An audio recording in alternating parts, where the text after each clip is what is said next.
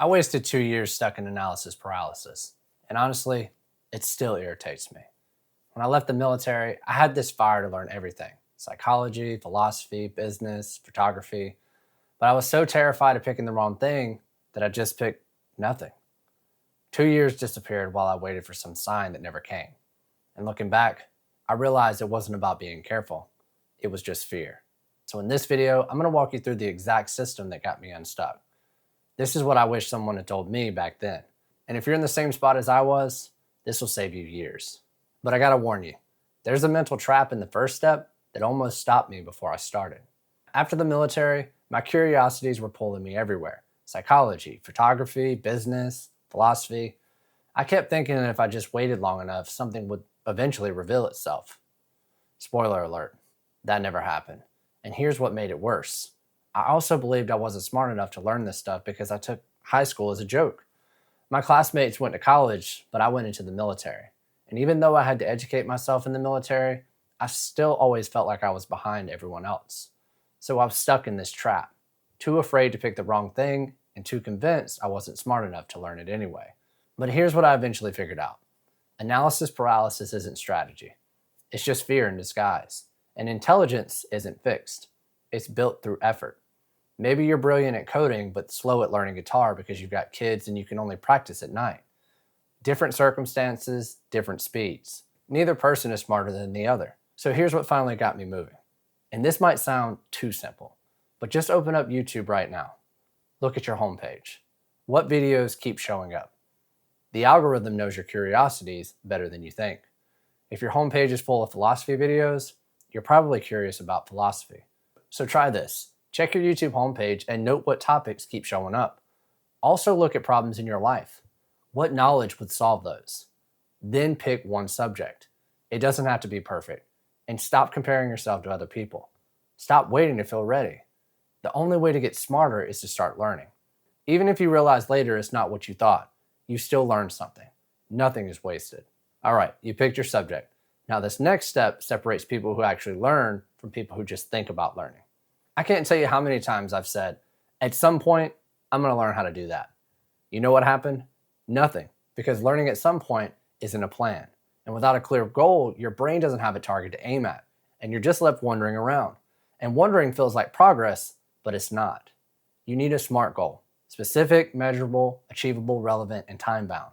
We're defining what transformation you actually want. A bad goal is learn philosophy. That doesn't tell you anything. A good goal is understand the core Stoic principles and apply them to daily challenges within 6 months. This tells you exactly what you're working toward and when. What worked for me is asking, if we fast forward to 6 months, what would I like to know? What skill would I like to have? Then I write out what that transformation looks like. If I'm learning Stoicism, I'd write, I will understand the roots of Stoic philosophy. I'll read the major texts, and I'll apply Stoic principles when facing challenges. These statements become the stepping stones to your goal. Okay, so now you have your goal, but here's where I wasted months. I didn't know where to actually start. We're going to stay with Stoicism, but let's say you want to learn more about it. You could just Google a random article and watch random videos, but that's like building a house without blueprints. You'll waste time, get confused, and probably just give up. Here's what I learned. The fastest way to learn anything is to follow someone who's already traveled that path. You need credible sources, people with accomplishments or expertise in your field. When you learn from credible sources, you're learning information closest to the truth. You're not wasting time on bad information that you'll have to unlearn later. My approach now is simple. Find one authority figure. Ryan Holiday for Stoicism, Alex Hormozi for business, whatever your topic is. And look at multiple sources like YouTube, Reddit, or Google. For books, check expert recommendations and look at reviews. Now you can use ChatGPT for a starting roadmap, but don't rely on it alone. And here's the thing. Don't spend 3 weeks finding the perfect starting point. Just find someone credible and begin. You've got your guide. Now let's talk about the mistake that makes people quit within 2 weeks. Here's what I used to do wrong. I'd create this reading list with like 15 books on it, and I'd think, I'll work through this. Then I'd stare at that mountain feeling overwhelmed and never start. The move that changed everything for me was breaking things down. The smaller and more specific your steps, the easier it is to build momentum. Instead of Read Mindset by Carol Dweck, try read one chapter of Mindset and identify one growth mindset principle to apply this week. The more specific, the better. And try this instead. Break your goal into small, specific steps. Make each step realistic for your actual circumstances. And understand that learning takes time. It requires spaced repetition for neural pathways to strengthen. That's just biology.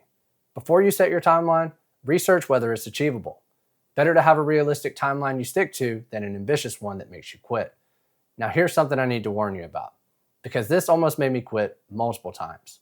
When you start learning something, it feels incredible. Progress is fast, especially when everything clicks. I remember when I first started learning photography. The first month was amazing. I was learning about aperture, shutter speed, and composition. Every day I'd take my camera out and see improvement. I felt like I was finally finding my thing. Then around week 6, it just stopped being fun. The photos I was taking looked amateur. I'd scroll through other photographers' work and think, I'll never be that good. My motivation completely disappeared. And I started thinking maybe photography wasn't for me, and maybe I should just try something else. That's the dip Seth Godin wrote a whole book about. And every single subject you learn will have one. Here's what I didn't understand then. The dip isn't a sign you picked the wrong thing. It's actually a sign you're making real progress. The dip is the valley between beginner excitement and real expertise. It's where most people quit. And it happens because learning is easy at first when you're picking up the basics, but to get truly good, you have to push through the challenging middle part where progress feels invisible. So when you hit the dip, and you will hit it, don't question your choice. That's just your brain trying to protect you from discomfort. Expect it and push through it, because that's when the real learning happens. But theory alone only gets you so far. You can read books on how to play guitar, but you'll never really learn until you pick one up and practice. Test yourself with tools like Anki flashcards, but more importantly, apply what you learn in the real world.